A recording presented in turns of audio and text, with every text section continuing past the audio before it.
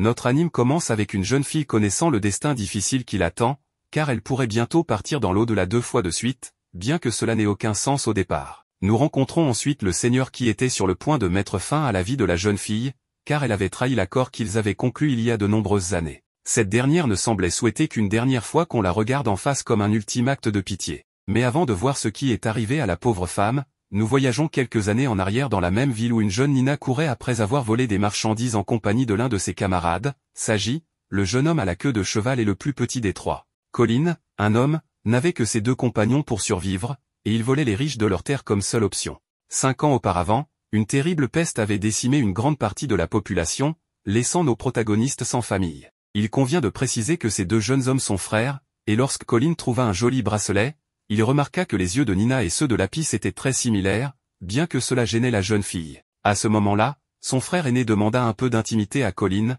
car Nina ne pouvait ni porter ce bijou ni même montrer ses yeux bleus, sous peine d'être vendue pour une somme d'argent aux riches du royaume, qui achetaient des personnes uniquement pour les garder comme trophées. Plus tard, l'heure du repas arriva, et bien que la nourriture de Nina soit affreuse comme d'habitude, le fait qu'ils soient ensemble était suffisant pour les petits. Mais comme les ennuis ne finissent jamais, il y eut un moment où Colin tomba malade à cause de la fièvre. Son frère aîné savait que s'il ne faisait rien rapidement, sa vie serait en danger, et bien que Nina ait voulu l'emmener chez le médecin pour le sauver, Saji savait qu'il ne pourrait pas payer. À ce moment-là, Saji se lamenta d'être né sous une étoile pauvre, car celle-ci dicte qui est pauvre ou riche, qui a une bonne vie ou une mauvaise. Cependant, Nina voulait toujours trouver un moyen de sauver son compagnon. Le panique s'empara alors de Saji, qui lui dit des mots blessants, lui demandant de se taire, car elle ne faisait même pas partie de leur famille. Ces mots blessèrent la petite, la poussant à une tentative désespérée pour voler des médicaments pour Colin.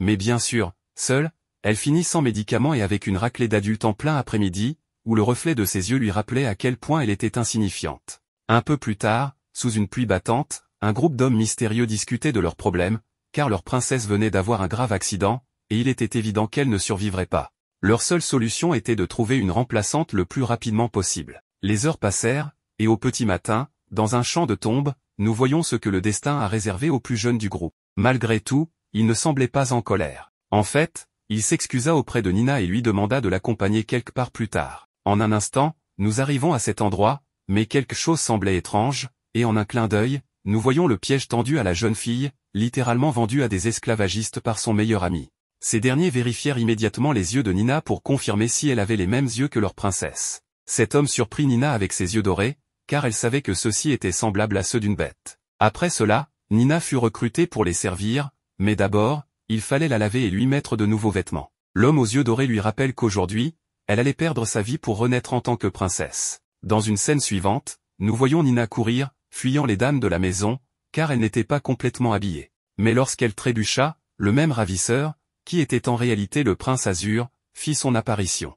En voyant Nina après une bonne séance de lavage, il n'arrivait pas à croire qu'elle était la même gamine sale qu'il avait achetée récemment. Malgré cela, elle restait trop plébéienne pour le château, et avec une épée, il marqua le début de la nouvelle vie de Nina. Azur déclara que, dès aujourd'hui, Nina deviendrait la princesse et prêtresse Alisha, qui n'aurait que 3 mois pour apprendre à se comporter convenablement, car sa mission était d'épouser le prince héritier de Galgada, et par conséquent, le successeur du trône actuel. Cela signifiait que Nina avait pour mission de ne jamais être découverte, sous peine de perdre la vie. Cependant, après tant de sermons, Nina donna un coup de pied pour s'emparer de l'épée d'Azur, lui rappelant que, en d'autres termes, c'était un énorme service qu'elle lui rendait. Même si elle n'était pas du tout menaçante, la petite demandait toujours des explications sur pourquoi elle devait faire tant d'efforts pour un inconnu. Malgré cela, le prince lui rappela bien qu'une pauvre fille comme elle n'avait nulle part où aller, et qu'être une princesse ne devrait pas être un mauvais tournant dans sa vie. Après l'avoir écouté, le prince se présenta comme le second héritier du trône, tout en lui rappelant qu'il serait celui qui s'occuperait de sa transformation.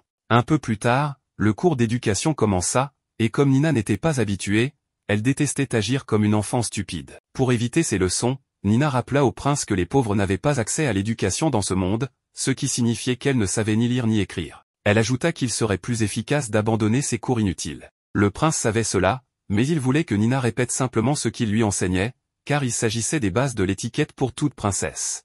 En outre, elle avait bientôt un rendez-vous avec Sa Majesté le Roi pour une audience, ce qui commença à effrayer Nina, car non seulement elle manquait de classe, mais il était également possible qu'elle soit découverte étant pratiquement une autre personne. Ce sentiment de peur fut apaisé à la fois par le prince et par les servantes de la maison, qui lui rappelèrent que la seule raison pour laquelle elle était ici, c'était ses yeux bleus. On nous explique que la vraie princesse Alisha, la fille de la troisième reine, devait devenir la prochaine prêtresse astrale. Bien qu'une princesse soit normalement élevée dans un grand château, elle avait été élevée dans un village d'étoiles. Le début de sa carrière de prêtresse devait avoir lieu lors du même festival des étoiles, qui marquerait son destin à ses 16 ans. Ces lumières rappelaient à Nina un souvenir du passé, où ses parents lui assuraient que ces belles lumières étaient des lumières d'espoir. Perdre ses parents, puis perdre ses nouveaux frères, lui rappelait à quel point la vie avait été dure pour elle. Les servantes continuèrent à raconter que le roi n'avait jamais pris la peine de rendre visite à sa fille, et que très peu de personnes avaient eu la chance de voir la princesse.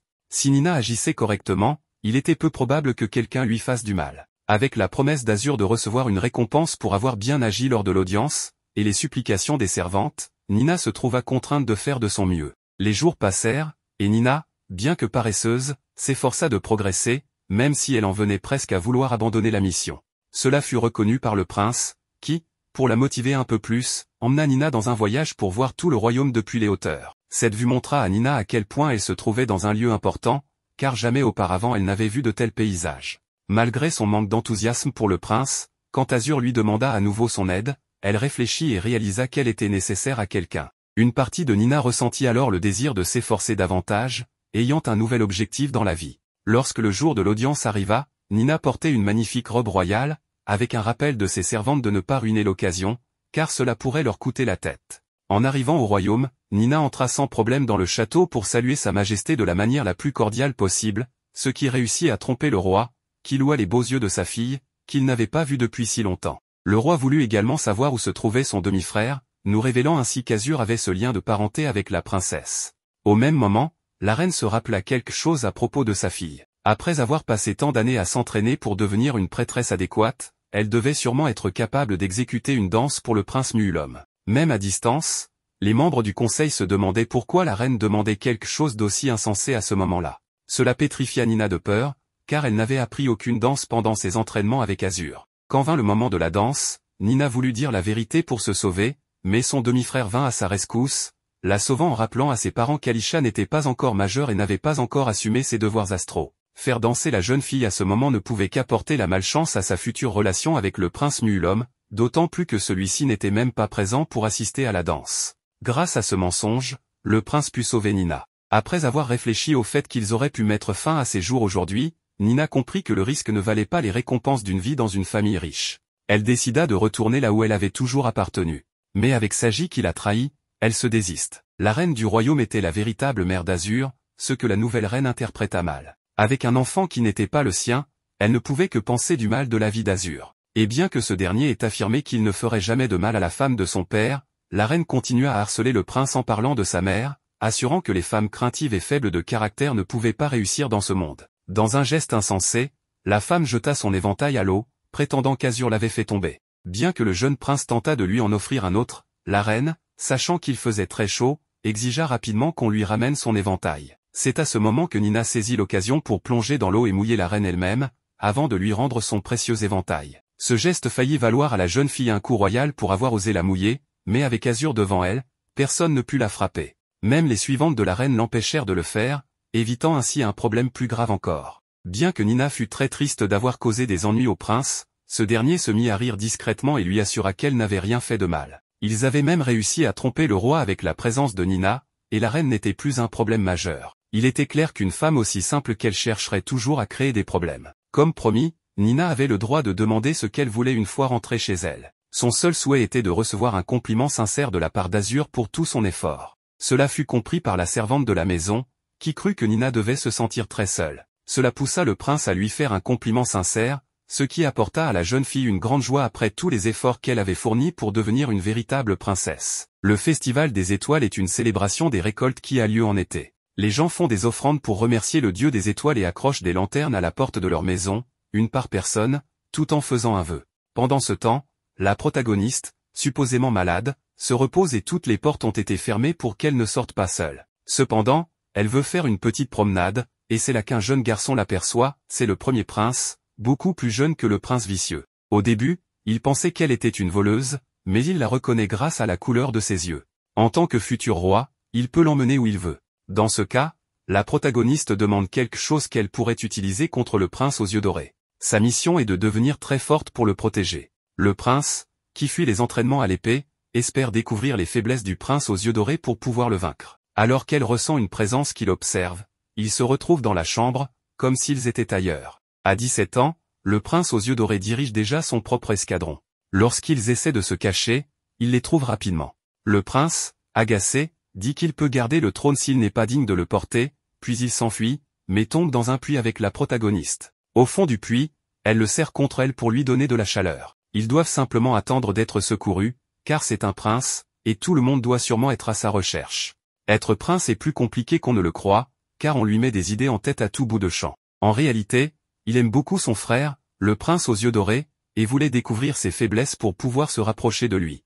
En d'autres termes, il le considère comme un modèle à suivre. Il se rend compte que l'eau monte dans le puits, malgré le fait que le prince soit un peu potelé, elle le porte pendant des heures. Finalement, le prince aux yeux dorés les retrouve après un long moment et la remercie d'avoir pris soin de son frère. Plus tard, le prince demande à apprendre à manier l'épée. Il pensait tout ce temps que son frère l'évitait. À ce moment-là, en privé, il lui demande s'il a une faiblesse pour que le prince ait plus confiance en lui et aussi pour le faire chanter. Le prince aux yeux dorés avoue qu'il n'aime pas les choses informes, et il ne parle pas des fantômes. Entre-temps, des rumeurs circulent disant que la princesse est morte et que la protagoniste est une imposture, mais ses yeux bleus font douter tout le monde. Le matin, on lui rappelle que peu importe où elle doit rester fidèle à son rôle. Alors que le festival approche, elle n'aura pas à danser, car le prince aux yeux dorés s'est assuré qu'elle n'ait aucune tâche à accomplir, mais elle est quand même autorisée à faire un vœu.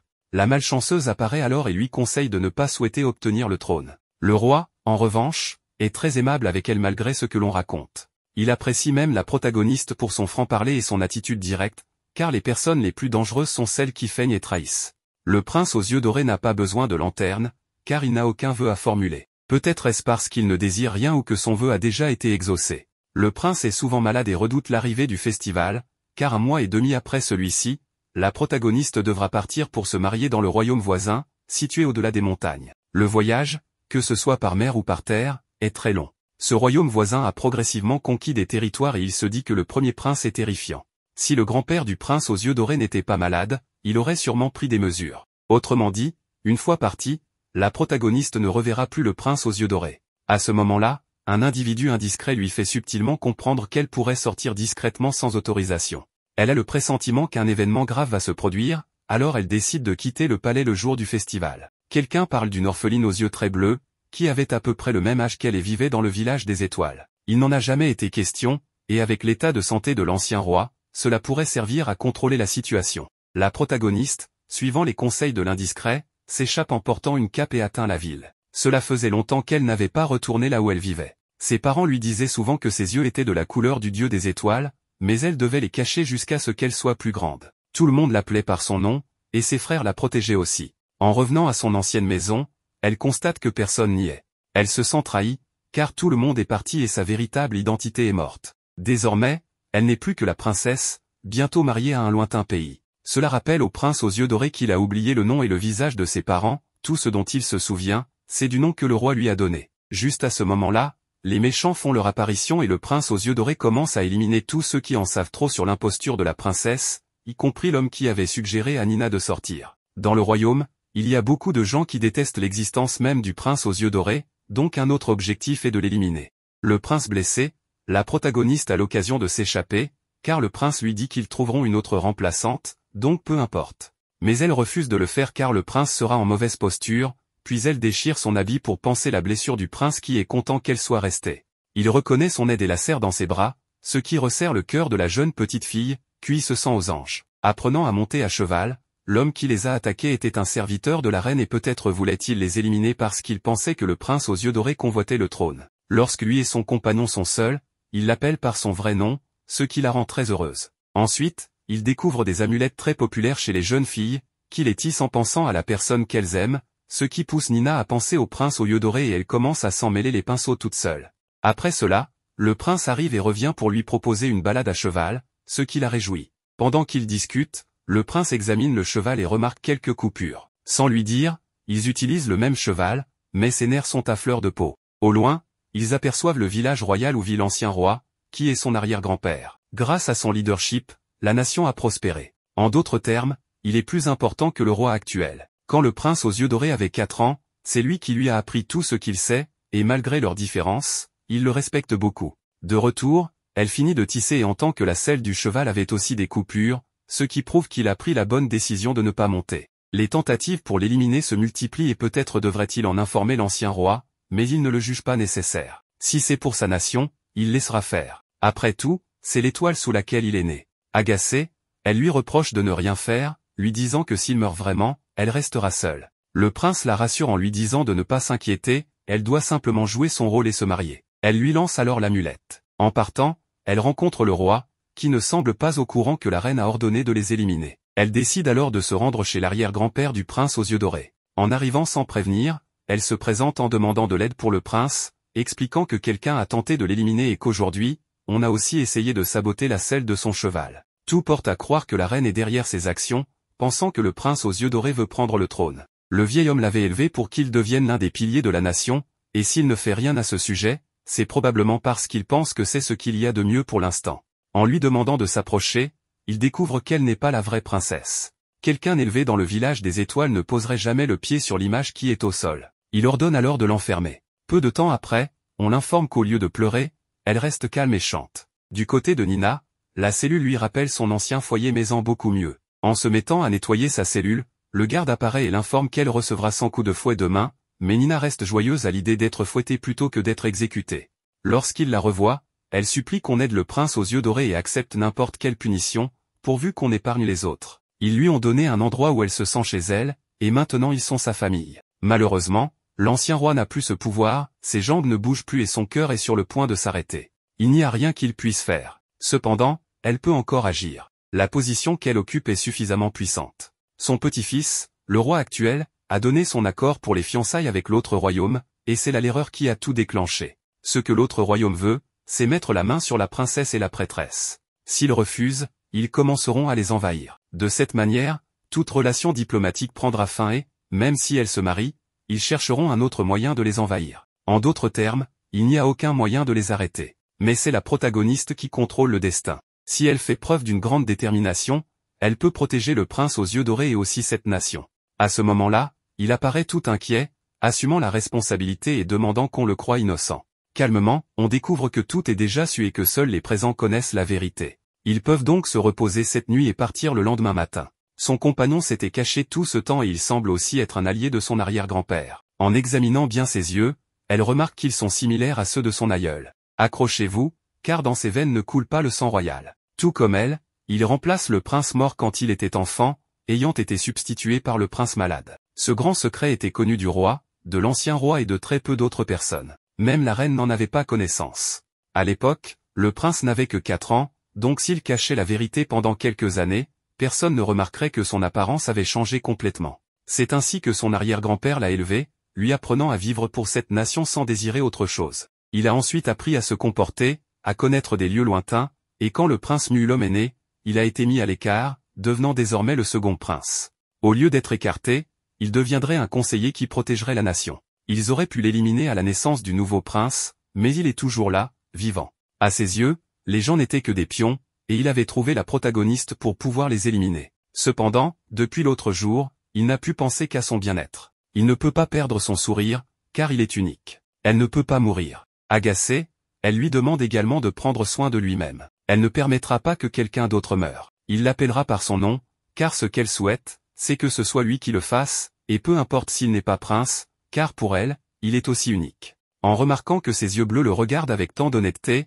il l'embrasse en lui disant que ce n'était qu'un rêve, puis la laisse dans sa chambre. Nina a reçu de nombreux cadeaux qui, soi-disant, lui sont destinés et viennent de Galgada, du prince, car son mariage approche, c'est-à-dire qu'elle devra bientôt se marier. Elle commence donc à recevoir certains cadeaux. Cependant, Azur dit aux dames et à elle de ne pas encore les examiner, car il se peut qu'ils doivent les renvoyer. Pourquoi cela? Parce qu'évidemment, après tout ce qui s'est passé la dernière fois, y compris ce baiser avec Nina, il ne veut pas qu'elle parte pour Galgada. En fait, il envisage d'envoyer un messager pour reporter le mariage. Bien que cela soit compliqué, il va essayer. Azur voit ensuite Nina portant l'un des voiles de Galgada et lui demande de ne rien utiliser provenant de ce royaume. Il le lui retire et lui offre son propre cadeau, un joli ornement pour les cheveux avec une gemme bleue, de la même couleur que ses yeux. Le prince Azur lui dit que le bleu lui va bien et qu'elle est adorable. Bien sûr, notre Nina devient très embarrassée et essaie de le remercier pour ce compliment, mais elle a du mal à le faire. Azur, espiègle, lui demande pourquoi elle est si nerveuse, et Nina lui demande de ne pas l'appeler ainsi en présence d'autres personnes, même si, en réalité, ils étaient seuls. Le prince pense qu'elle devrait rester ici pour toujours, c'est pourquoi il veut envoyer cette lettre pour qu'elle ne soit pas emmenée ailleurs. Clairement, elle rêve de vivre ici pour toujours avec Azur et qu'il puisse l'appeler par son prénom. Mais Nina est préoccupée, car elle ne sait toujours pas qui essaie de tuer Azur. Elle est allée parler à son arrière-grand-père, qui n'avait aucune idée, mais lui a seulement dit que la véritable princesse Alisha saurait comment le sauver et aurait ce pouvoir, bien qu'elle ne comprenne pas comment elle pourrait y parvenir. Elle a un rendez-vous avec Muulom, son jeune frère, qui est heureux de la voir et de lui parler, lui rappelant aussi qu'il lui avait envoyé de nombreux cadeaux. Alors qu'il parle de choses qui ne l'intéressent pas vraiment, la reine apparaît et la critique pour être trop insouciante et simple. Nina tente alors de discuter directement avec la reine pour savoir ce qu'elle compte faire d'Azur et si l'homme qui les avait attaqués auparavant était l'un de ses serviteurs. Sans l'accuser de quoi que ce soit, la reine répond qu'elle n'a aucune intention de nuire à Azur, mais qu'elle veut simplement qu'il connaisse sa place et qu'il ne cherche pas à devenir le prochain roi. En gros, elle ne veut pas qu'on compare son fils au prince Azur, car ce dernier est plus âgé et semble qualifié pour devenir roi. Cependant, elle ne souhaite pas lui faire de mal, sachant qu'Azur est une bonne personne et serait un excellent conseiller pour son fils. Elle ajoute que le responsable de l'attaque était en réalité un lord qui obéissait au roi, non à elle. Ensuite, le roi arrive et s'isole avec Nina. C'est alors que le roi révèle être celui qui tente de tuer Azur. Il lui demande ce qu'elle est allée faire chez l'ancien roi. Nina garde son calme et ne répond pas, alors il lui dévoile qu'Azur n'est pas son véritable fils, ayant été remplacé lorsqu'il était petit. Le roi lui confesse également qu'il est responsable de la mort du véritable Azur, qui, un jour, jouait avec l'un de ses échiquiers, le roi l'avait poussé accidentellement contre un meuble, entraînant sa mort. Sans remords, il avait ensuite ordonné de trouver un remplaçant, voyant tout le monde comme des pions sur son échiquier. Cela devient encore plus clair lorsque Nina comprend que le roi l'a en fait vendu à Galgada pour éviter la guerre avec Fortuna et obtenir quelques cadeaux de Galgada. Ces cadeaux n'étaient donc pas pour Nina, mais pour le roi. Ce dernier lui dit qu'il sait qu'elle n'est pas sa fille véritable, tout comme Azur a été échangé, et il lui demande de lui révéler toute la vérité. Nina, ayant compris la situation, affirme qu'elle est capable d'aider Azur, mais pour cela, elle doit devenir la véritable Alisha. Ici, on explique que Alicia révèle être la véritable princesse et la fille du roi. Elle annonce qu'elle partira pour Galgada et qu'elle sait qu'il l'a vendue pour quelques avantages. Elle demande que rien n'arrive à Azur, si quelque chose de mystérieux lui arrivait, elle accuserait le roi et s'occuperait elle-même de la situation une fois reine à Galgada. Elle déclare même qu'elle deviendrait l'épée qui attaquera Fortuna, menaçant directement le roi. Le roi dit même que tout le monde n'est qu'un pion dans son jeu d'échecs. Mais Nina, en devenant la princesse Alicia, prend en main cette opportunité. Le problème est qu'elle devra quitter Azur, ne pouvant rester éternellement à ses côtés pour entendre son nom. Tout en sachant maintenant que le roi est coupable, Nina décide de profiter de ses derniers jours avec Azur. Il l'invitait à nouveau dans sa chambre, pensant qu'elle n'y retournerait plus jamais, et lui offre un livre de son choix parmi de nombreux livres d'origines diverses. Certains sont des récits de voyage, d'autres des histoires lues par plaisir. Dans l'un d'eux, il est question d'un chameau, un animal qu'elle n'avait jamais vu. Azur informe Nina qu'il a envoyé un messager à Galgada pour retarder leur mariage, mais un serviteur de l'ancien roi s'est présenté peu avant pour lui demander ses désirs. Nina, de son côté, souhaite que le messager n'arrive pas, décidant ainsi de partir pour Galgada afin de protéger Azur. Elle garde cela secret, savourant le temps passé avec lui, le menant dans des endroits où elle se rendait avant d'être capturée. Ils goûtent des plats délicieux, se détendent ensemble et, bien que gênée lorsqu'on la présente comme la petite amie d'Azur, elle ne le nie pas, ajoutant une nervosité palpable. À la fin de cette journée, Nina l'enlace spontanément. Azur lui demande pourquoi, et elle répond qu'elle en avait simplement envie. Il avoue alors qu'il n'est plus nécessaire de cacher leurs sentiments, que l'amour est bien présent entre eux. Ils s'embrassent, confirmant leurs émotions. Nina ressent une forte émotion, mais sait qu'elle devra partir, bien qu'Azur l'ignore. Pour le protéger, elle s'en va, le remerciant de tout ce qu'il a fait. Azur est perplexe, car cela sonne comme des adieux. Lorsqu'on envoie Azur faire des courses à l'extérieur du palais, c'est le moment où Nina prend congé, faisant ses adieux à ses dames de compagnie qui ne peuvent la suivre. Habillée en tenue de Galgada, elle reçoit les adieux en larmes de Muulom, qui ne veut pas voir sa sœur partir si tôt, bien qu'il lui reste encore 10 jours avant son départ officiel. Nina lui promet de protéger Fortuna à distance. Pendant ce temps, Azur découvre que son départ a été orchestré par le roi et même par Nina, jusqu'à Do, son bras droit, qui l'a trompé. Azur retourne précipitamment au palais pour tenter de revoir Nina, mais il est trop tard, elle est déjà partie pour Galgada. Elle avait espéré un dernier adieu de sa part, sachant qu'elle ne le reverrait plus ni n'entendrait plus sa voix. Elle a choisi de devenir la princesse Alisha pour le protéger. Le prince Seth de Galgada, son futur époux, est un homme brutal qui a même tué une des princesses avec qui il était fiancé lorsqu'elle a tenté de l'attaquer. On lui annonce qu'il rencontrera bientôt la princesse Nina, mais il ne sait même pas qui elle est. Le prince Seth de Galgada n'a pas l'intention de voir Nina pour l'instant. Il n'est même pas intéressé par le fait d'avoir tué une princesse ou les événements à venir. En réalité, il lui a tiré dessus parce qu'elle a tenté de le tuer, lui donnant ainsi une excuse pour éliminer tout son peuple. On remarque que le prince a un oiseau qu'il adore et qu'il a nommé Nina, mais cela n'a rien à voir avec notre Nina. La pauvre Nina a longtemps attendu que le prince Seth vienne la voir, mais cela n'a pas eu lieu. Elle se prépare toujours soigneusement, mais en vain, et elle n'est pas très heureuse de la situation. La seule personne qui reste avec elle est Ikami, une servante envoyée par l'arrière-grand-père d'Azur pour veiller sur Nina. Toutes les autres femmes qui travaillent avec elle sont de Galgada et ne la regardent même pas dans les yeux. Lorsqu'elle demande quand elle pourra voir le prince, on lui répond qu'elle doit simplement attendre, car il reste encore 6 mois avant le mariage. Elle peut donc se promener librement dans le palais et le château. Nina se balade alors un peu partout, mais lorsqu'elle salue les gardes et le personnel, personne ne lui répond ni ne la regarde. Elle ressent une ambiance un peu hostile. Elle imagine à quoi pourrait ressembler ce prince Seth qu'elle ne connaît pas. Elle sait seulement qu'on l'appelle le dieu de la guerre, qu'il est très fort et qu'il a soumis 2 royaumes en les transformant en vassaux. Elle imagine qu'il a les yeux rouges et les cheveux argentés, comme un lapin. Elle arrive alors dans un jardin du château après avoir entendu quelqu'un appeler, mais en fait, on appelait Nina, l'oiseau, et non elle. C'était le prince Seth. L'oiseau est allé se poser sur la tête de la pauvre Nina et lui a un peu picoré le front, le laissant rouge.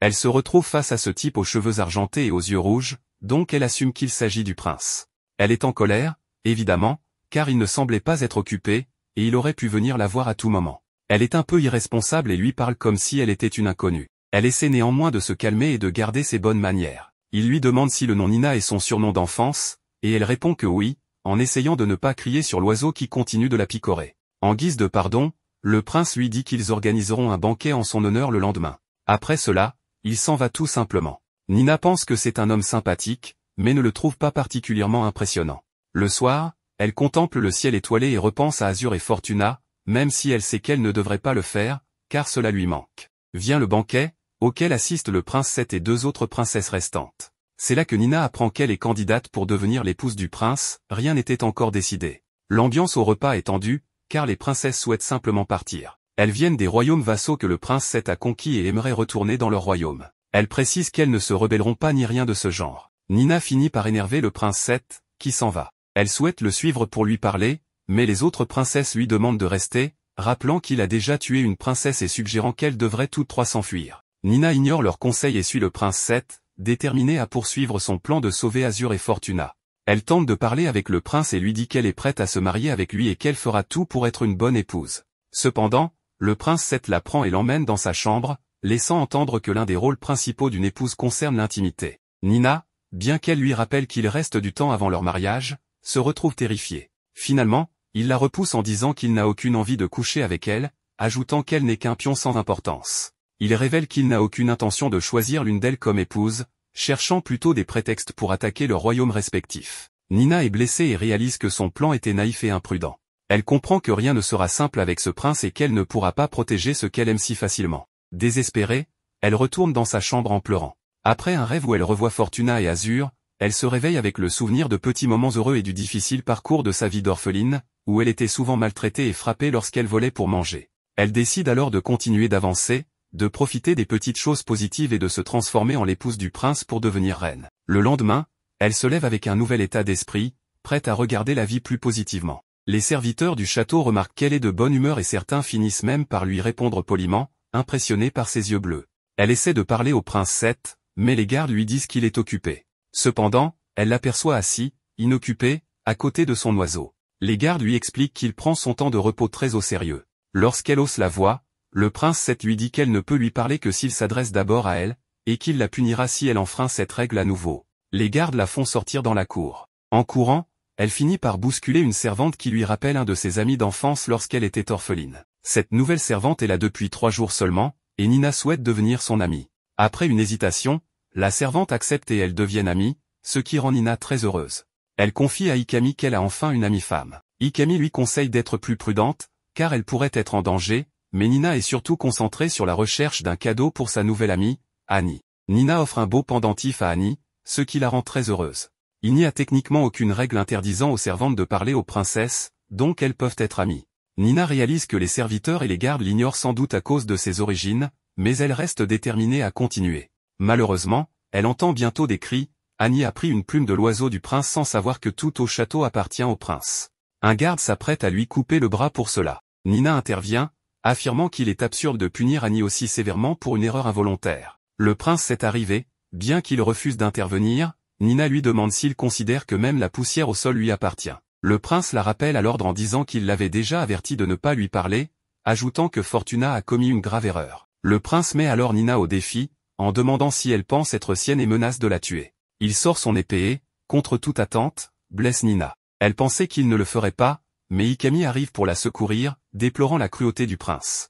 Il ajoute que cette blessure laissera une cicatrice, ce qui ne dérange pas le prince, car il est le seul à la voir. Nina, malgré sa blessure, se relève, interprétant ses paroles comme une preuve qu'il a l'intention de l'épouser, car il sera le seul à la voir ainsi. Souriante, elle touche le prince Seth et lui dit que cela la rend heureuse avant de s'évanouir. Surpris, Seth l'empêche de tomber complètement, réalisant qu'elle est différente de toutes les autres. Nina est blessée et souffre des blessures causées par l'épée de Seth. Il la regarde et réfléchit à tout ce qui s'est passé. Ikami, qui veille sur Nina, remarque son attitude. Le prince demande si elle vient d'un autre royaume, car elle ne se comporte pas avec le respect habituel envers lui, même si c'est le prince. Pourtant, il ne la punit pas, car elle s'occupe de Nina.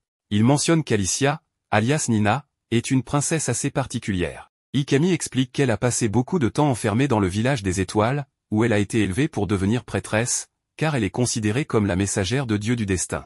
Seth garde cela à l'esprit, pensant qu'ils sont arrogants de croire cela. Un peu plus tard, Nina se réveille et semble plus animée. Elle frappe un de ses coussins pour extérioriser sa frustration envers Seth, mais ressent immédiatement une douleur à la poitrine, là où elle est blessée. Ikami lui rappelle de faire attention, car il est encore trop tôt pour bouger autant. Cependant, Nina, contrariée, se réjouit de ne pas avoir à voir Seth pour un moment, car Ikami lui apprend qu'il est parti du château pour réprimer quelques rébellions dans ses territoires. Nina peut alors parler avec Annie, qui s'inquiète pour elle. Annie la supplie de ne pas contrarier le prince Seth, car cela pourrait lui coûter la vie. C'est alors qu'une servante senior rappelle à Annie qu'elle ne doit pas se promener seule quand le prince Seth n'est pas au château. Nina ne comprend pas pourquoi, mais la servante explique que le capitaine de la garde du château, un noble sadique, abuse souvent de son pouvoir en l'absence de Seth. Ce capitaine, qui aime maltraiter les gens, est en train d'emmener de force une servante sous les yeux de Nina. Voyant que personne ne peut intervenir, Nina improvise en s'approchant de la servante, feignant d'être très mal en point. Elle l'étreint et lui demande de la raccompagner dans sa chambre, sauvant ainsi la servante de la situation. Ikami la prévient que de telles actions sont dangereuses, mais Nina insiste qu'elle ne pouvait rester sans rien faire. Ikami se souvient alors des paroles du bisaïeul d'Azur, qui lui avait demandé de veiller sur Nina. Elle admet que, bien que Nina soit impulsive, elle est aussi astucieuse. Ikami décide alors de lui apprendre à se protéger elle-même. Nina commenta qu'elle a observé les méthodes de Seth et ses propres règles, il n'a tué qu'une princesse parce qu'elle avait tenté de l'assassiner. Donc, tant qu'elle ne tente pas de lui faire de mal, elle pense être en sécurité. Cependant, elle n'est pas entièrement sûre si elle pourrait se défendre face à lui si la situation l'exigeait. Elle se dit que l'essentiel n'est pas de gagner mais de ne pas perdre. Inspirée, Nina élabore un plan. Elle se déguise en servante et prend l'une des plumes précieuses parmi ses bijoux, se promenant dans la cour et s'émerveillant ostensiblement de sa beauté. Le capitaine de la garde, attiré par cette mise en scène, s'approche pour la réprimander, croyant qu'elle a volé un objet du prince, ce qui est un crime. Nina révèle alors son identité de princesse, faisant un scandale pour montrer comment il l'a maltraitée, mettant ainsi le capitaine dans une situation délicate. Quand le capitaine tente de l'attaquer, la traitant de princesse d'un royaume insignifiant, Nina se défend en utilisant une technique que Ikami lui avait apprise, ce qui le laisse étourdi. Les autres gardes le conduisent au cachot, choqués par son comportement. Nina en profite pour dire que ce sera une occasion de parler au prince Seth, espérant qu'il approuvera cette décision. Sa bravoure impressionne le personnel du palais, qui commence à la respecter davantage. Peu après, Seth revient au château et apprend ce qui s'est passé. Il tente d'intimider Nina en brandissant un couteau, mais elle se maîtrise et l'assure qu'il ne lui fera pas de mal. Seth la regarde, intrigué par ses yeux bleus particuliers, rappelant les paroles de Ikami selon lesquelles elle est la messagère de Dieu. En fin de compte, il lui confie une nouvelle tâche en lui demandant de superviser une servante. Nina accepte, interprétant cette responsabilité comme un défi lancé par le prince, prête à prouver sa valeur. Ensuite, elle doit s'occuper de l'oiseau et, en le taquinant, elle a aussi des occasions de parler avec le prince Seth. Cependant, il ne parle pas beaucoup. Après quelques conversations normales, sans menace, il l'invitait à un futur voyage au centre de Galgada, et elle est conviée. L'une des servantes plus âgées et le reste du personnel sont heureux, car le prince n'avait jamais emmené de princesse à la capitale royale. Là-bas, il y a les rois, la famille du prince. Elle espère donc les connaître un peu mieux pour se rapprocher d'eux et améliorer leurs relations. Cela fait partie de son plan. Lorsqu'elle essaie de recueillir des informations sur les rois, elle découvre qu'ils sont stricts et qu'ils correspondent aux stéréotypes royaux. Nina se demande alors si le père de Seth est comme son arrière-grand-père adoptif. Bien qu'elle tente d'obtenir plus d'informations des principaux gardes, ils ne lui disent rien. Malgré tout, Nina est heureuse et continue d'essayer de soutirer des informations à l'intéressé lui-même, c'est-à-dire à Seth, en commençant d'abord par parler avec l'oiseau, pour qu'il daigne lui adresser la parole. N'oublions pas qu'elle ne peut pas lui parler directement, mais Seth ne lui répond rien. Quelque chose le dérange, il est irrité de voir Nina si dévouée à son royaume et prête à avancer, alors qu'elle a été envoyée comme une pièce de monnaie d'échange, sans qu'on se soucie d'elle. Elle a été humiliée, blessée, mais elle persévère sans vouloir nuire au prince, assumant son rôle de princesse. Nina pense que peut-être Seth déteste lui aussi tout ce qui entoure le fait d'être prince ou roi, les obligations qui en découlent. Seth la regarde dans les yeux, de plus en plus persuadé qu'elle est une prêtresse, une messagère de Dieu. Alors, pour la corrompre, il l'embrasse, et Nina reste impassible. Mais lorsqu'il lui demande si elle se sent désormais plus mature, elle se fâche, se lève, s'enfuit en le traitant d'enfant stupide et idiot. Bien sûr, Nina n'en peut plus. Au début, Seth ne réagit pas et reste surpris de son action. Puis, le jour arrive où ils doivent partir pour le centre de Galgada, la capitale. Cela prendra du temps, et ils devront passer par d'autres chemins en raison des glissements de terrain causés par de fortes pluies. Nina est un peu inquiète, mais elle se sent au moins un peu plus heureuse car elle va voyager dans son propre carrosse avec l'oiseau et ne sera pas avec le prince Seth, étant donné que les choses sont un peu tendues entre eux. Cependant, en chemin, son carrosse tombe dans un ravin. Elle n'est pas blessée, mais se retrouve tout en bas du ravin. En cherchant l'oiseau, celui-ci s'échappe. En tant que sa protectrice et soigneuse, Nina part alors à sa recherche dans toute la forêt pour tenter de l'apaiser, mais elle ne parvient pas à le retrouver. La panique commence à envahir la pauvre Nina, car elle sait que personne ne viendra la secourir. Après tout, elle n'est qu'une fausse princesse. Elle pense qu'elle va mourir ici, sans que personne ne se souvienne d'elle ou ne prononce son nom. Alors qu'elle sombre dans le désespoir, elle aperçoit au loin des yeux dorés, appartenant à un tigre, et la pauvre Nina est attaquée. La pauvre Nina est attaquée par un tigre, ce qui lui rappelle Azur en appelant à l'aide. Mais Seth apparaît pour la sauver et tue le tigre avec son arme, tout cela grâce à Nina qui avait alerté le prince. Seth lui lance une gourde d'eau et lui dit qu'ils rejoindront les autres au matin, car il a laissé des marques tout au long de la forêt. Cependant, pour le moment, ils doivent chercher un endroit pour passer la nuit. Seth préfère que Nina reste loin de lui, mais elle remarque qu'il est blessé. Il s'avère que, lorsqu'il a protégé Nina contre le tigre, il a reçu le coup à sa place. Nina insiste pour l'aider, mais Seth refuse en disant que ce n'est rien, que même le dieu des enfers ne veut pas encore de lui, donc il ne risque rien. Malgré son insistance, Nina reste près de lui pour veiller sur lui. Durant la nuit, Seth s'endort et fait des cauchemars où il se remémore son enfance, marquée par des rituels visant à purifier son sang. Tantôt adulé et acclamé, tantôt purifié et renié, tout cela se faisait soi-disant sous les enseignements d'un dieu. Il se réveille en sursaut, et Nina pose sa main sur son front pour vérifier s'il a de la fièvre. Elle lui raconte qu'elle connaissait quelqu'un qui souffrait beaucoup de maladies et qu'elle avait l'impression d'absorber une partie de sa température chaque fois qu'elle prenait sa main. Seth se moque d'elle, insinuant que c'est typique d'une prêtresse avec une fausse bonté. Nina lui demande alors d'arrêter de parler des dieux et du destin, affirmant que si les dieux protègent les hommes, ils ne font pas grand-chose pour les aider. Ces propos surprennent Seth, car il est rare qu'une prêtresse parle ainsi. Cela éveille également sa curiosité pour Nina, qui semble à la fois innocente et pure, mais dotée d'une personnalité décontractée et surprenante. Il la taquine en suggérant qu'il existe d'autres moyens pour une princesse, ou plutôt une concubine, de le réchauffer pendant les nuits glaciales du désert. Nina, en plaisantant, l'embrasse, mais rit ensuite en disant que c'était sans amour et que cela ne signifiait rien. Elle traite le prince de gamin et tente de lui faire comprendre qu'il pourrait essayer de mieux la connaître. Elle pense qu'il a grandi sans amour et qu'il ne sait pas ce que cela signifie. Elle propose donc qu'ils feignent de s'aimer, car après tout, ils devront se marier un jour, et il faudra bien qu'un peu d'affection naisse entre eux. Soudain, l'oiseau s'envole brusquement, alerté par un bruit. Nina part enquêter, pensant qu'il pourrait s'agir d'un autre tigre. Seth lui assure qu'il n'y en a probablement plus dans les environs. En explorant, Nina découvre une grotte où elle trouve un petit tigre. Ne voulant pas le laisser seul, elle décide de l'emmener avec elle. Seth s'y oppose, suggérant qu'il devrait rester dans la nature. Nina insiste, affirmant que, comme prince, Seth pourrait utiliser son autorité pour s'occuper du petit. Seth finit par céder, promettant de faire appel à des spécialistes des créatures pour s'en occuper. Nina décide de nommer le petit tigre qu'elle a recueilli Mivalia, qui signifie l'aube. Et ici, on revient sur le fait que Nina veut que Seth la traite mieux. Elle lui demande de la traiter au moins comme il traite son oiseau. Seth accepte et dit qu'il la traitera de la même manière, l'appelant par son prénom, Nina. Cela ravive chez Nina des souvenirs liés à son passé, en particulier à son vrai prénom, utilisé lorsqu'elle était enfant. Même si Seth pense que ce prénom était juste un surnom donné à la princesse dans sa jeunesse, cela marque un rapprochement entre eux.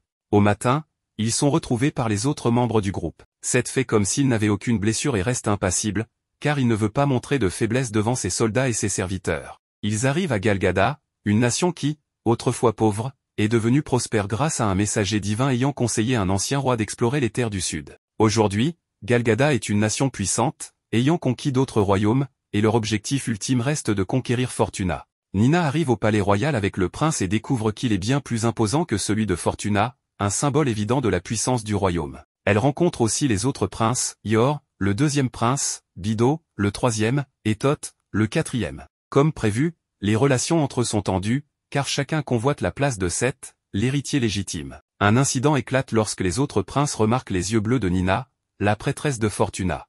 Une dispute éclate entre eux, mais Nina intervient, leur demandant d'arrêter de se battre. Elle va même jusqu'à frapper Seth, lui reprochant de rendre l'atmosphère inconfortable pour tout le monde et conseillant aux princes de prêter plus attention à leur environnement. Réalisant ensuite qu'elle avait peut-être dépassé les limites, elle s'attend à être punie, mais aucun châtiment ne lui est infligé. Malgré cela, elle espère améliorer ses relations avec la famille de Seth et devenir une bonne future reine. Plus tard, une servante informe Nina qu'elle doit dormir dans la chambre de Seth cette nuit-là. D'abord réticente, elle se dit ensuite que ce pourrait être une bonne occasion de se rapprocher du prince. Lorsque Seth arrive, Nina propose de dormir par terre près de Maveria pour s'en occuper, mais Seth insiste, les nuits à Galgada sont froides, et ils doivent partager le lit. Il la rassure en disant qu'il n'a aucune intention de lui faire du mal. Nina s'excuse pour son comportement face aux autres princes, mais Seth lui explique que, dans d'autres circonstances, cela aurait pu lui coûter la vie. Pourtant, il a choisi de ne rien faire cette fois. Seth confie qu'il n'a aucun intérêt pour ses demi-frères, qui sont tous enfants de concubines et ne partagent avec lui que leur père. Nina, de son côté,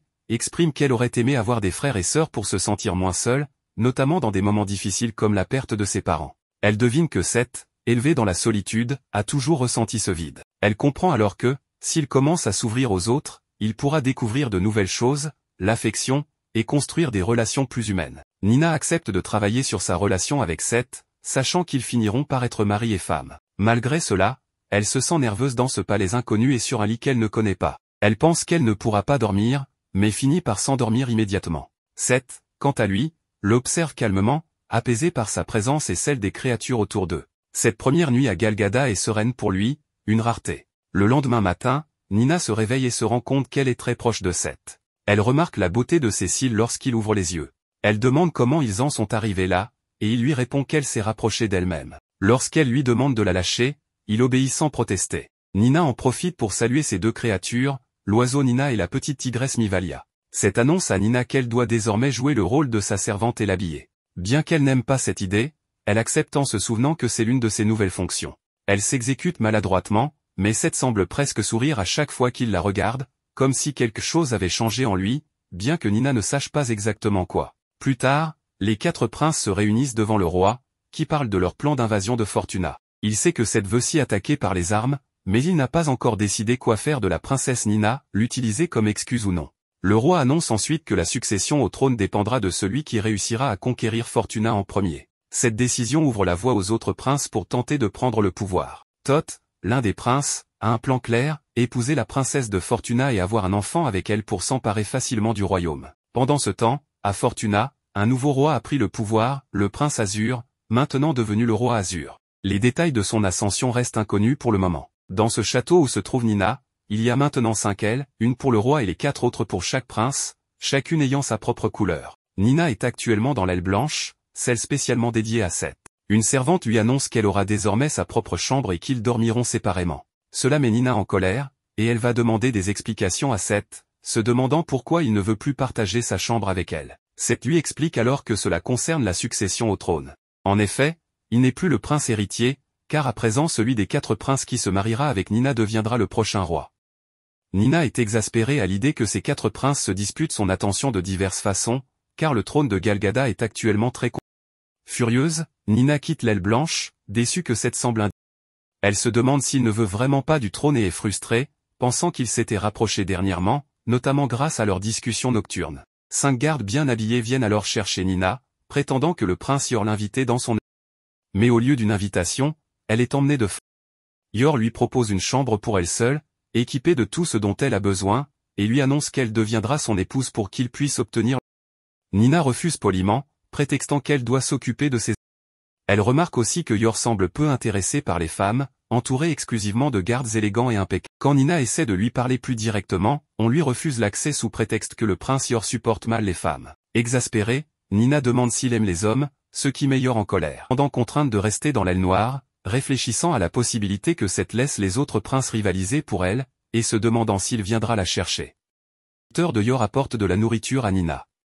Il profite de l'occasion pour le frapper, l'attacher, voler son uniforme et tenter de s'échapper. Les gardes alertent Yor, et des recherches sont lancées pour la retrouver. Dans la chambre de Seth, un de ses gardes lui rapporte que le prince Yor a probablement emmené Nina, ce qui inquiète ses servantes. Il demande directement à Seth pourquoi il ne se bat pas pour devenir roi.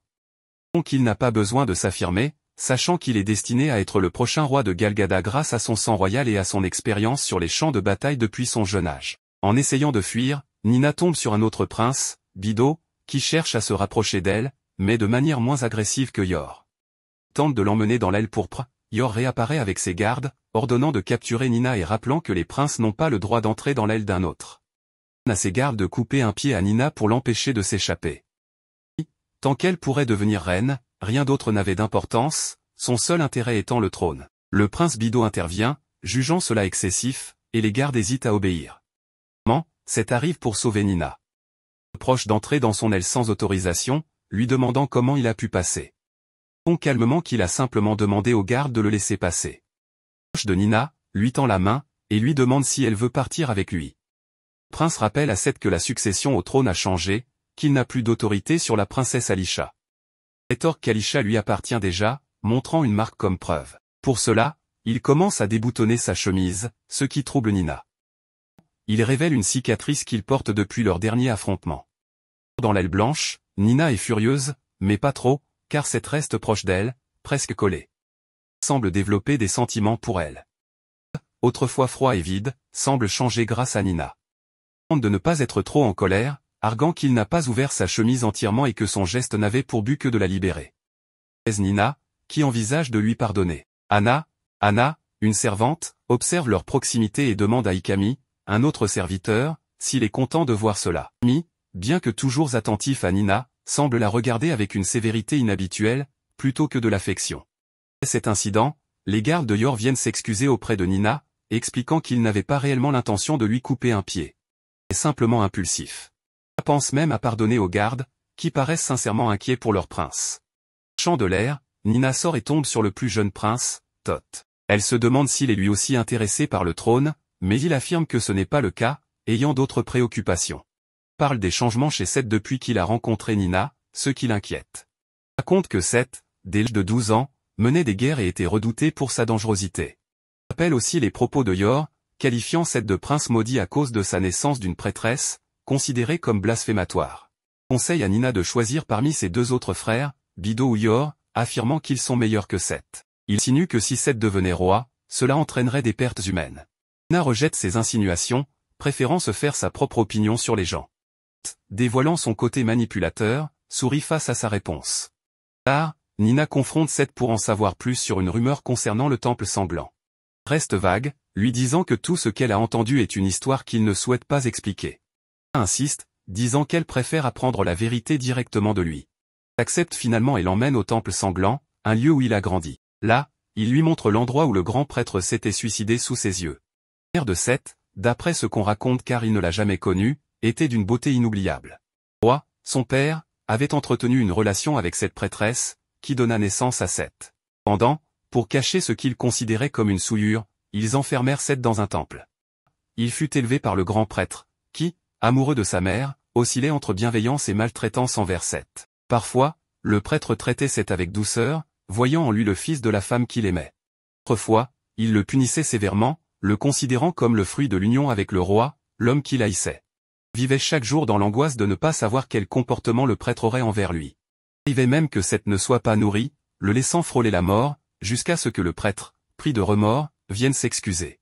Un jour, le roi apprit l'existence de Seth et envoya ses gardes pour le récupérer. Refusant de voir Seth partir, le grand prêtre se suicida en se jetant du toit du temple. Le traumatisme explique la personnalité froide et distante de Seth, marquée par une enfance où il n'espérait que la mort.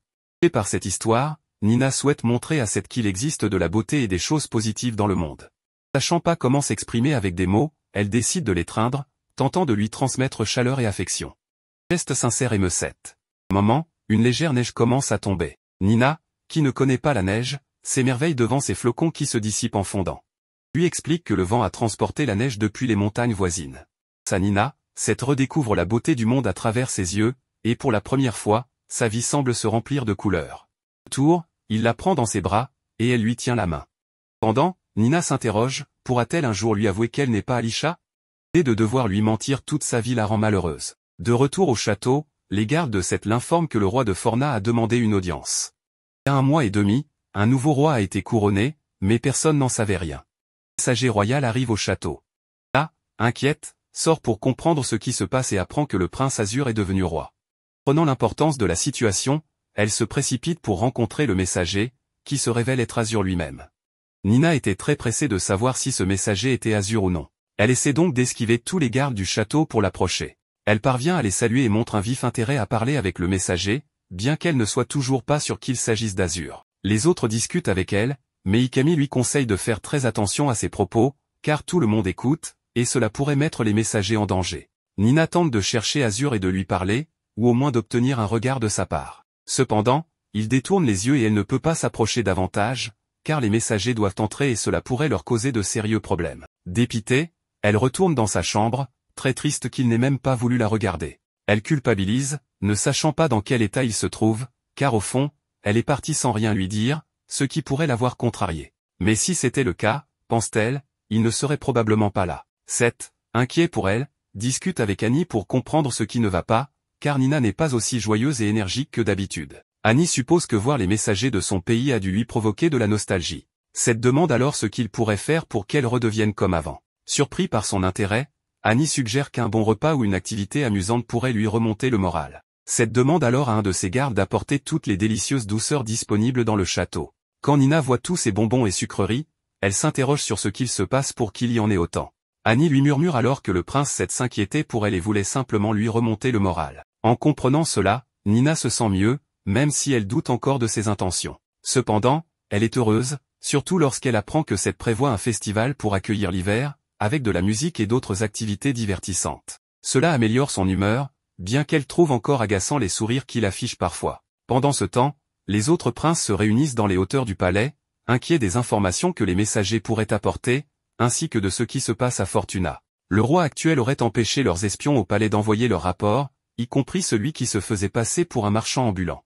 Il soupçonne donc des bouleversements à Fortuna. Toth évoque l'idée que le roi pourrait reconsidérer la succession au trône, vu les récents événements, ce qui ne plaît pas à Yor, qui doit impérativement épouser la princesse Alisha pour accéder au trône. De son côté, Nina, alias la princesse Alisha, décide de s'éclipser discrètement pour rejoindre les messagers. Elle agit en cachette de Ikami, Annie et même de Seth. Elle exprime son attachement croissant envers eux, notamment envers Seth, qu'elle commence à chérir. Elle décide alors d'agir audacieusement, elle approche les gardes en prétendant apporter des bonbons aux messagers, restant d'une réserve du prince Seth. Les gardes, toutefois, lui refusent le passage, affirmant qu'elle a besoin d'une autorisation.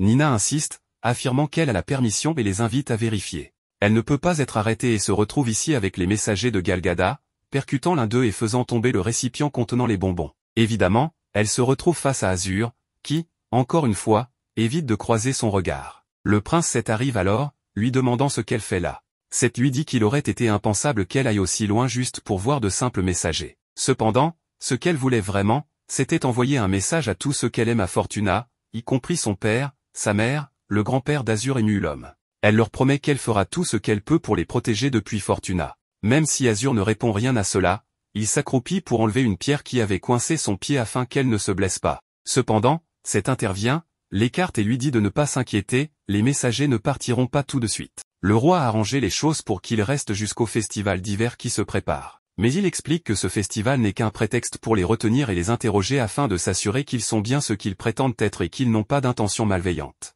Seth sort alors son épée et la pointe vers Azur, mais ce dernier ne bronche même pas, ce qui surprend le prince. Reconnaissant les capacités évidentes d'Azur, Seth annonce qu'un tournoi se tiendra pendant le festival, et que celui qui le gagnera pourra demander ce qu'il souhaite. Cela pourrait être très risqué pour Azur, mais c'est une opportunité qu'il pourrait envisager. Cette menace également Azur de ne pas s'approcher de sa princesse, mais Azur s'excuse humblement, prétendant qu'il n'a jamais voulu l'offenser et continue de jouer son rôle de simple messager. Après cela, Azur parle à ses messagers, leur rappelant de ne rien dire car il pourrait y avoir des espions à l'écoute. Même si les gardes à l'extérieur des portes ne peuvent pas entendre, des spécialistes comme Ikami pourraient espionner. En effet, Ikami écoute leur conversation à travers une fenêtre, alors qu'Azur se demande si Ikami est toujours de leur côté, ou est-il désormais du côté de Galgada. Pendant ce temps, Nulhomme, préoccupé, est près d'une fenêtre. La reine lui ordonne de s'en éloigner pour éviter de tomber malade. Nulhomme s'inquiète pour le roi Azur et pour la reine. Il a entendu dire que le roi a abdiqué et passe maintenant son temps à jouer au chatard. Mais Nulhomme sait que le roi a confié à Azur le trône pour un an seulement, en lui demandant de protéger Fortuna même au prix de sa vie.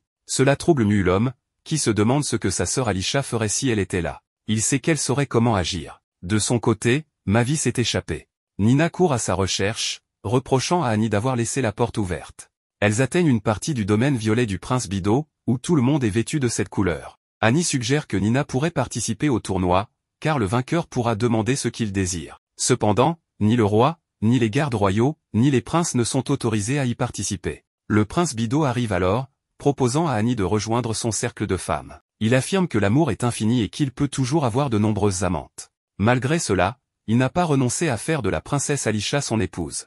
Alisha, pensant à participer au tournoi, se retrouve avec une épée lourde dans les mains, mais elle n'est pas entraînée pour ce genre de combat. Le prince Bido, très ambitieux, prévoit de faire participer quelqu'un d'autre à sa place pour satisfaire ses propres désirs. Pendant ce temps, Yor veut accorder son pardon à un général puissant mais emprisonné, afin qu'il puisse se battre pour lui et l'aider à obtenir ce qu'il désire. Ikami entend tout cela également.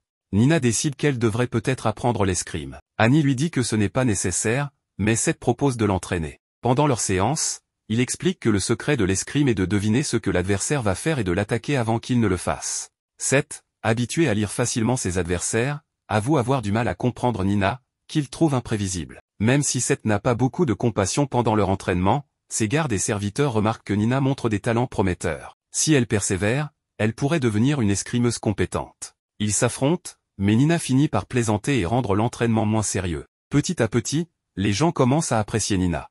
Elle gagne progressivement l'affection de tous, car ils ont remarqué à quel point le prince Seth a changé. Ils comprennent désormais qu'elle semble être une personne irremplaçable pour lui. Annie finit par le confier à Nina, lui faisant comprendre l'importance qu'elle a. De son côté, Nina ne veut qu'une chose, protéger tout le monde. Elle rêve que Fortuna et Galgada deviennent des nations amies. Elle veut protéger les gens qu'elle a laissés à Fortuna ainsi que ceux qu'elle a rencontrés à Galgada. Elle s'attache à tous, mais plus particulièrement à Seth, qu'elle souhaite chérir. Cependant, cette nuit-là, Ikami lui demande de la suivre en silence. Nina ne peut rien dire. Ikami la conduit jusqu'à un balcon, devant des fenêtres où se trouve le prince Azur. Ce dernier, sans prononcer un mot, lui montre une marque qu'elle lui avait faite autrefois. Azur lui annonce qu'il la ramènera à Fortuna avant son mariage au printemps, quoi qu'il en coûte.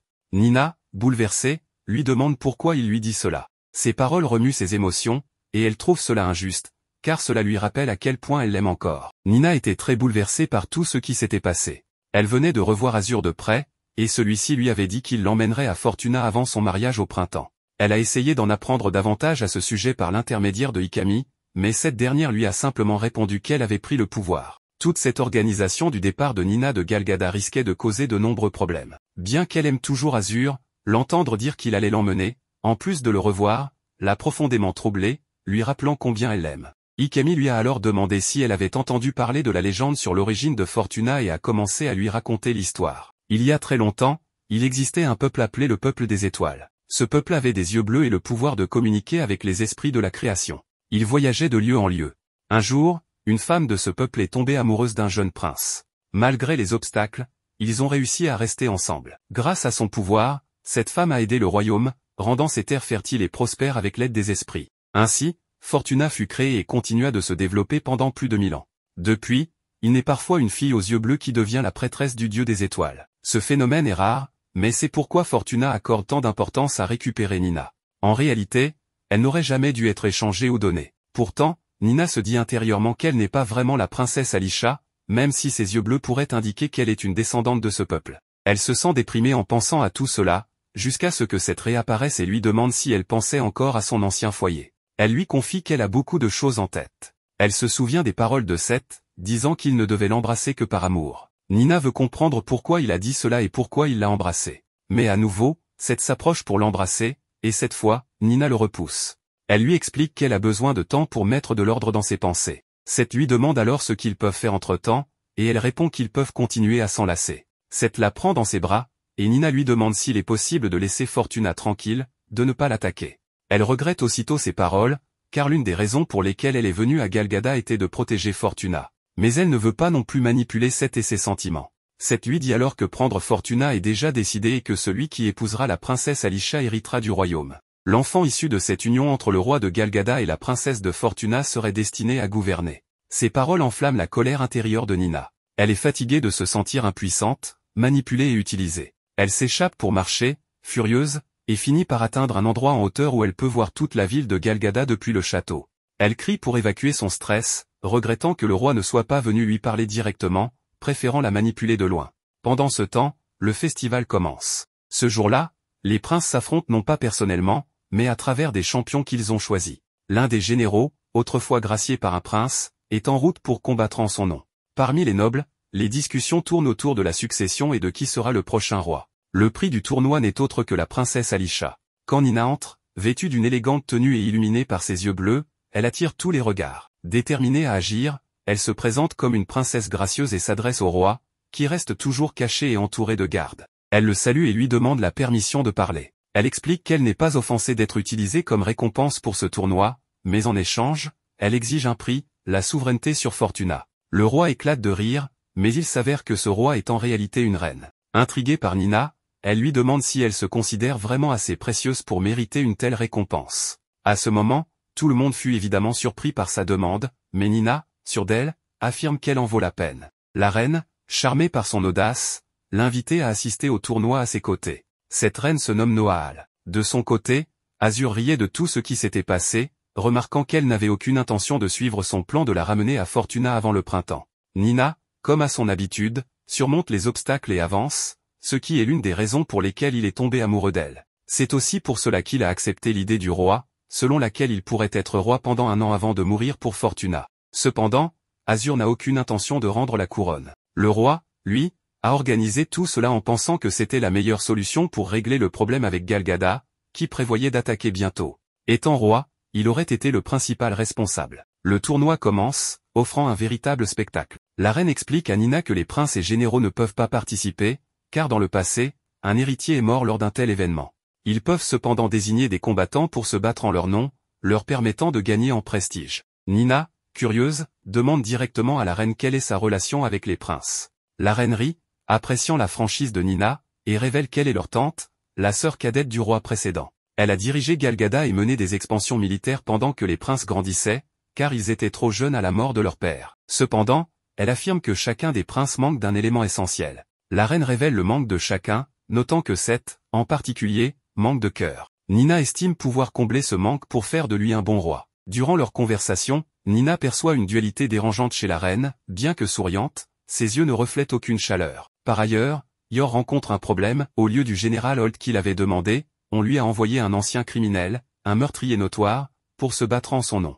Yor a été manipulé et ne peut plus se retirer du tournoi. Le criminel commence à massacrer ses adversaires, ce qui, bien que mal vu, n'est pas interdit. La reine rappelle que le vainqueur obtient un souhait, rendant cela très significatif. Nina, horrifiée par ces actes, demande si quelque chose peut être fait pour arrêter le massacre, mais la reine lui ordonne de laisser faire. Refusant de se conformer, Nina se lève et descend dans l'arène pour sauver une personne menacée. Cependant, elle est attaquée par le criminel, tout cela orchestré par le prince Tot. Ce dernier avait échangé les combattants pour nuire à son frère Yor et avait ordonné au criminel de tuer Nina. Seth, apprenant la situation, se précipite pour la sauver. Dans l'arène, Nina se défend en se rappelant les enseignements de Ikami. Avant qu'elle ne soit blessée, Azur intervient pour la protéger, démontrant son habileté à l'épée. La situation s'intensifie lorsque Seth arrive, tue rapidement le criminel et menace Azur, lui rappelant qu'il avait promis de le tuer s'il touchait Nina à nouveau. La reine intervient face à tout ce qui se passe et punit le prince Seth, car ils ne doivent ni interférer ni se mêler du tournoi. Pour cela,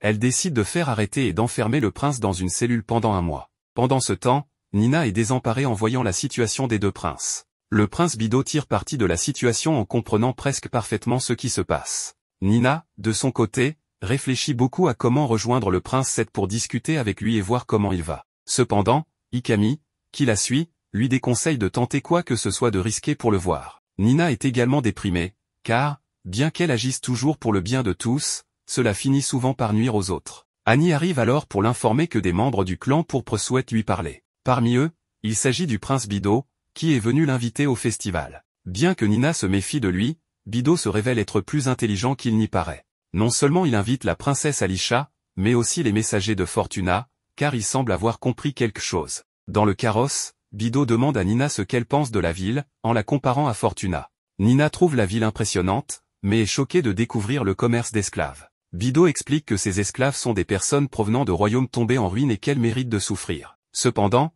son expression change, montrant qu'il ne s'intéresse pas vraiment à ce sujet. Le moment clé survient lorsque le prince Bido révèle à Nina qu'il sait qu'elle entretient une sorte de romance avec le messager aux cheveux noirs de Fortuna. Il imagine même une histoire d'amour impossible entre eux. Bien qu'il exagère, il devine juste qu'il existe un lien affectif entre eux.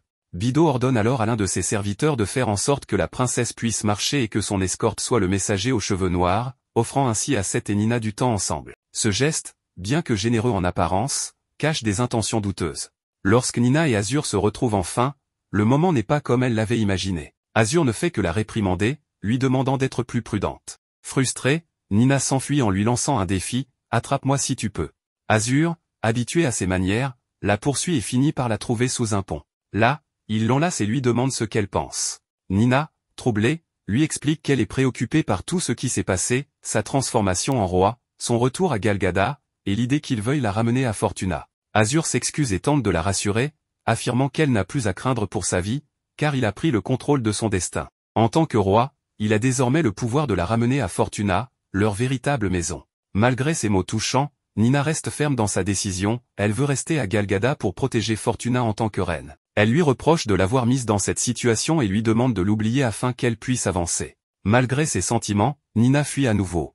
Elle reconnaît qu'Azur pourra protéger Fortuna en tant que roi, mais souhaite qu'il se concentre sur ses responsabilités sans elle. Ce départ laisse des émotions conflictuelles dans le cœur de Nina, où Azur et Seth occupent chacun une place spéciale. Pendant ce temps, le prince Tot, toujours frustré par l'échec d'un assassin envoyé contre Nina, prépare un poison qu'il envisage de lui offrir sous forme de cadeau. Par ailleurs, il semble admirer le prince Seth, ayant dans sa chambre un véritable hôtel dédié à ce dernier. D'un autre côté, le roi reçoit des nouvelles de l'un de ses espions, qui rapporte qu'un nouveau roi s'est récemment élevé à Fortuna. La plupart des espions ont été découverts, et les forteresses frontalières commencent à être fortifiées, signe qu'ils se préparent à la guerre et qu'ils compliqueront les choses pour le roi et Galgada. La reine, guerrière dans l'âme, suggère qu'il est préférable d'attaquer rapidement. Pendant ce temps, Seth, mélancolique, reste enfermé dans sa tour. Il n'a jamais souhaité voir personne auparavant, mais maintenant, il ressent l'envie de revoir Nina. Nina rencontre le roi et, à sa grande surprise, elle ne s'excuse même pas. En tant que princesse audacieuse,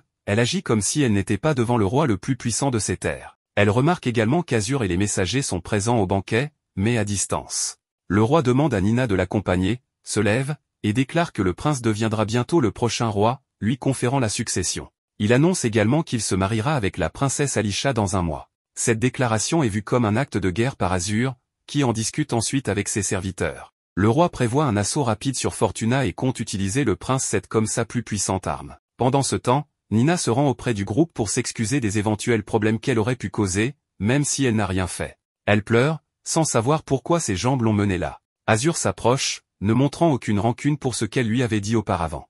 Il lui demande quel vœu elle avait formulé au Festival des Étoiles. Il avoue ne jamais en faire, car il n'a jamais eu de souhait. Cependant, il reconnaît que lorsqu'on a quelqu'un d'important à ses côtés, des désirs peuvent naître, ce qui lui est arrivé avec Nina.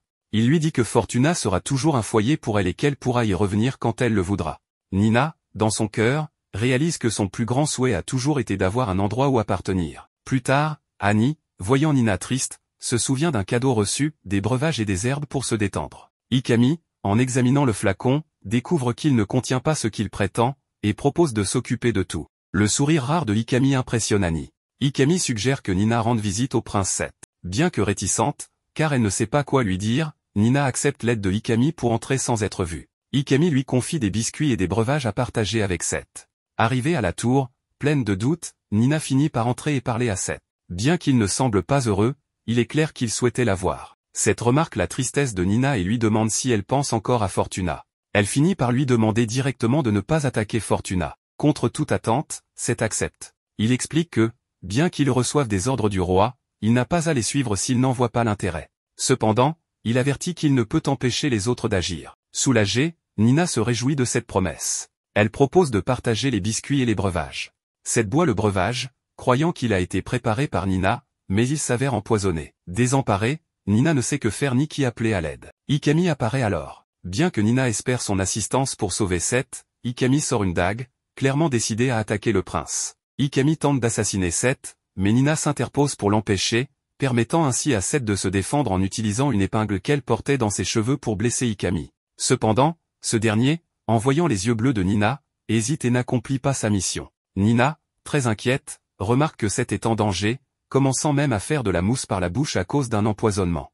Affolée, elle cherche de l'aide, mais lorsqu'elle est découverte seule sur les lieux par les gardes, elle est accusée d'avoir empoisonné le prince et emprisonné. La reine est informée de l'incident. Bien que l'antidote ait été administré à temps, seul l'avenir dira si le prince survivra. Les gardes, en colère, refusent de répondre aux questions de Nina et la maintiennent enfermée, renforçant les soupçons à son encontre. Sa réputation, patiemment construite auprès des autres, commence à s'effondrer. De son côté, Azur remarque l'agitation inhabituelle au château.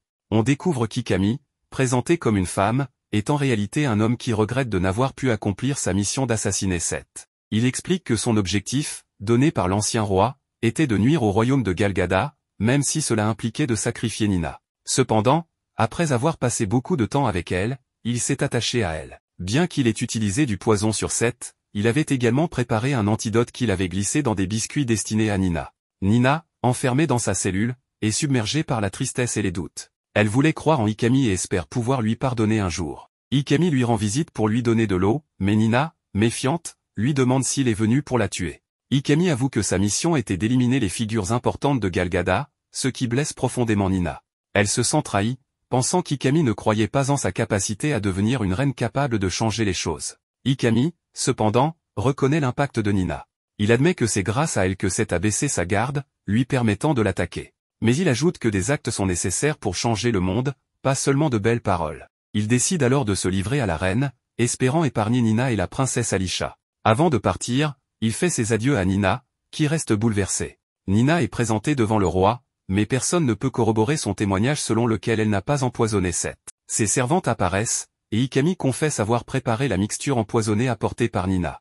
Annie, une autre servante, mentionne également des fleurs de l'aile noire, prétendument liées au prince Yor, bien que cela soit un mensonge élaboré par Thoth, un complice. Annie est réprimandée par le roi pour avoir osé accuser ses subordonnés de mensonges, mais Nina la défend, affirmant qu'Annie est incapable de mentir. Malgré la gravité des accusations, le roi décide de pardonner Nina, impressionné par sa loyauté envers ses servantes. Même ainsi, il ne croit rien à Nina et l'envoie à nouveau en cellule. Sur le chemin, Nina croise brièvement le regard de Ikami, lui transmettant avec ses yeux qu'elle va continuer à avancer et qu'elle prouvera qu'avec de belles paroles, on peut accomplir beaucoup. Ikami, de son côté, ne peut qu'observer ses yeux bleus qui lui rappellent la mère de son ancien foyer. Pendant ce temps, le prince Thoth, qui avait organisé cette tentative d'assassinat contre la princesse Alisha, découvre que des antidotes ont été ajoutés aux collations préparées. Il se sent manipulé à son insu, tout cela ayant été orchestré par Ikami pour éviter de faire du mal à Nina.